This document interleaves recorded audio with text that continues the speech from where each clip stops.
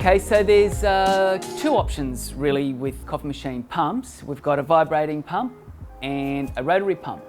Vibrating is probably a little bit louder than a rotary generally, and really the aesthetics of the sound is the main difference. However, rotary pump is able to be adjusted.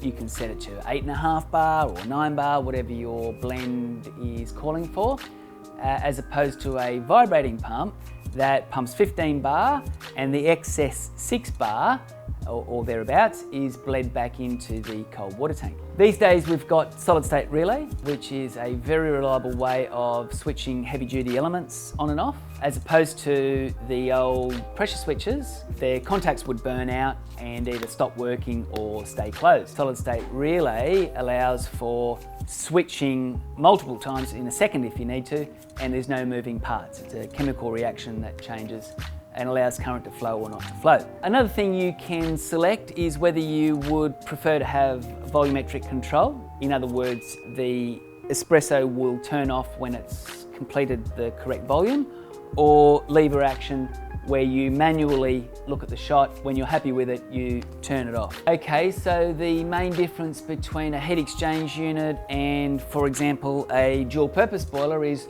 you can do both things at the same time on a heat exchange unit. Both steam milk and pull an espresso simultaneously. On a dual purpose boiler, you're limited to just doing your espresso and then heating up and doing your steam. It's not as convenient as a heat exchange unit doing everything at the same time when you want to do it.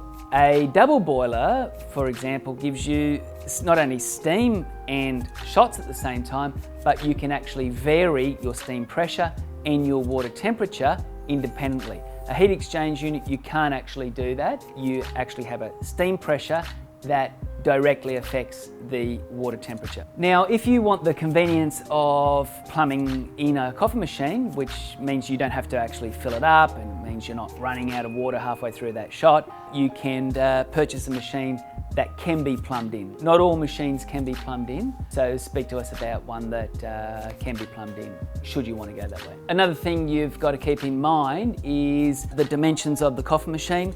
Some machines placed under cabinets, so keep in mind you want to actually be able to easily get into your coffee machine and grinder to put coffee into. Cups are staying on top here, so you want to make sure you select the machine with the right dimensions for your kitchen. Okay, so we've got machines for really any budget. Whether you want to spend a little bit extra and have a machine that's got a rotary pump and solid state relays, the ability to plumb in, or not.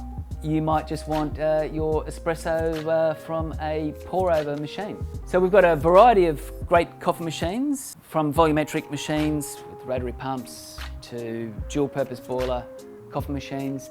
Depending on your budget, your dimensions, we've got machines really to suit your requirements.